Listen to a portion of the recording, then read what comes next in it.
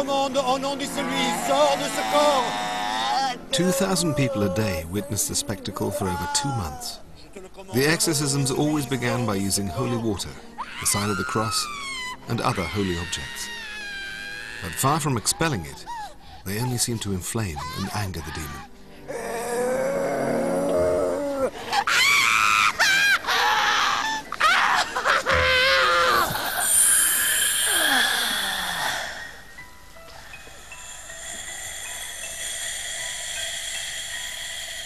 Accounts claim that a man's voice emerged from Nicole, even when her lips never moved. Hey, Marguerite! Oui, toi, femme de Lancelot de Mai. Ton mari a perdu cette nuit 200 testons d'argent. Monsieur de Nesle les a gagnés. Ah oui.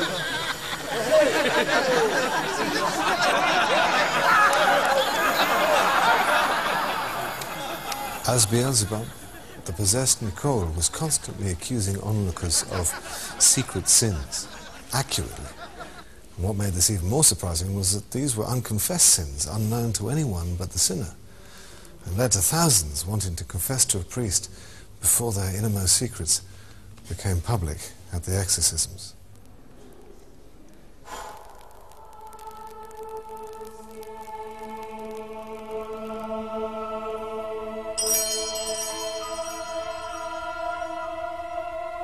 The battle for Nicole raged on until Bishop de Boer found a decisive weapon, the Holy Eucharist.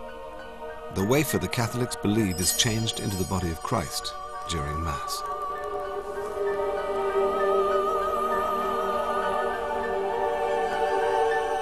Voici la Sainte Hostie.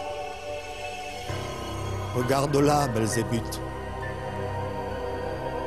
Esprit malin, ennemi mortel de Dieu, je te commande, au nom du précieux corps de notre Seigneur Jésus-Christ, ici présent, de sortir de cette pauvre femme et t'en vas au profond des enfers pour y être tourmenté.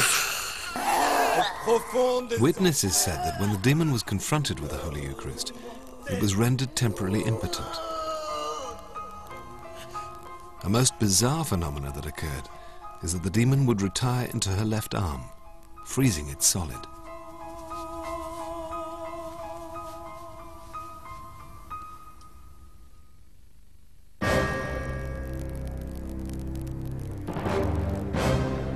As the weeks wore on, the Bishop de Boer claimed a small victory. Nicole recovered her sight, speech and hearing. But not for long. Oh, malin esprit, mortel ennemi de Dieu, regarde le précieux corps. Ôte-moi mon jaune blanc.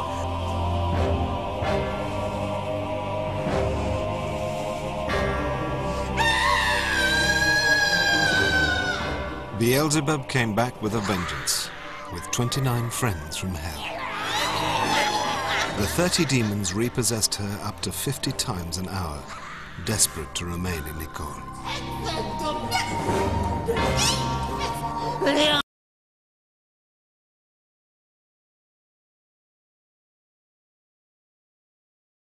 Different demons, different languages.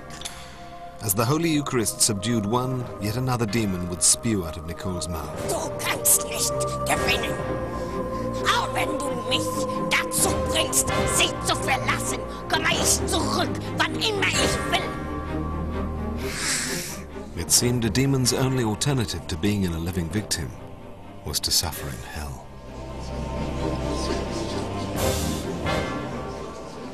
Possession by devils is not just a Catholic phenomenon. Over the ages, scores of cultures and faiths have documented the proofs that differentiate between demonic possession and disease.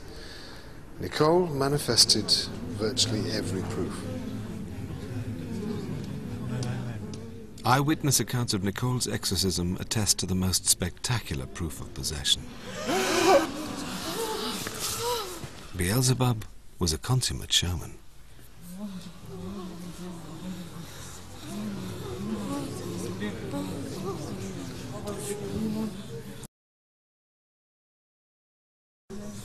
To the crowds in Laon Cathedral, there was no doubt. The laws of nature and God had been defied. The question was, would God really have the final say?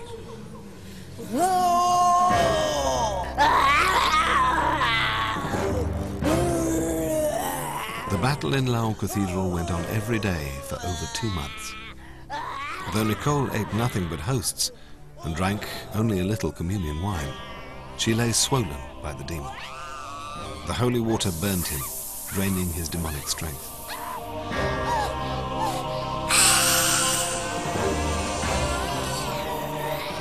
But Beelzebub flared up in a titanic rage. He struggled so violently, Nicole's bones were snapped like twigs. Though frightened and exhausted, Bishop de Beau's faith in the power of the Eucharist was his only hope. He never gave up.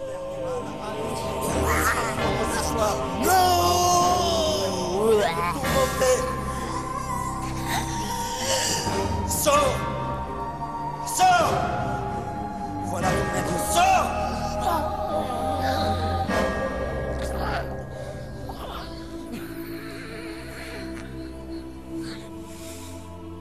The final expulsion of Beelzebub came at 3 p.m. on Friday, February the 8th, 1566.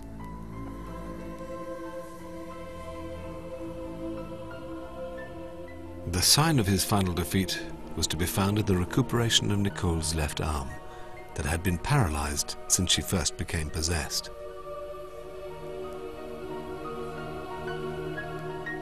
Witnesses all attested to his departure in a puff of black smoke, to the sound of all the demons receding back to hell.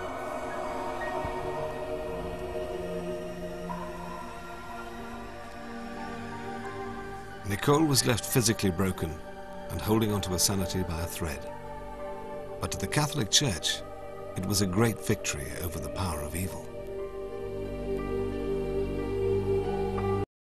They went across the lake to the region of the Gerasenes. When Jesus got out of the boat, a man with an evil spirit came from the tombs to meet him. This man lived in the tombs, and no one could bind him anymore, not even with a chain. For he had often been chained hand and foot, but he tore the chains apart and he broke the irons on his feet. No one was strong enough to subdue him. Night and day among the tombs and in the hills, he would cry out and cut himself with stones. When he saw Jesus from a distance, he ran and fell on his knees in front of him. He shouted at the top of his voice,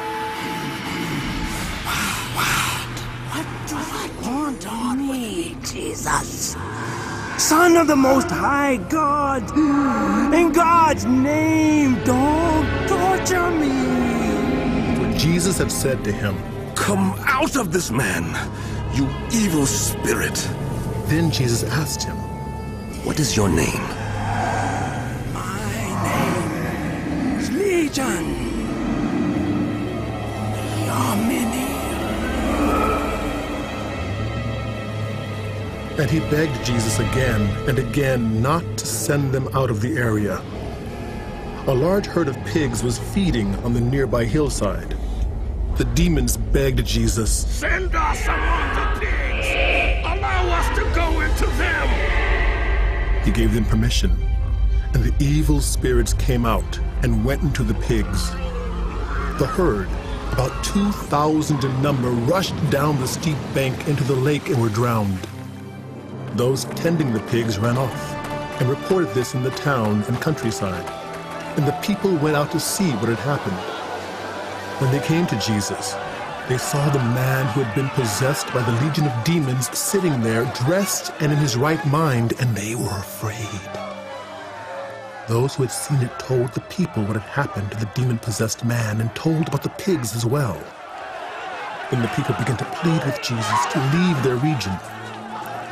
As Jesus was getting into the boat, the man who had been demon-possessed begged to go with him.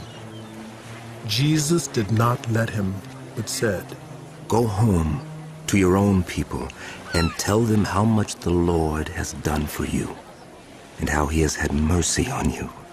So the man went away and began to tell in the Decapolis how much Jesus had done for him. And all the people were amazed.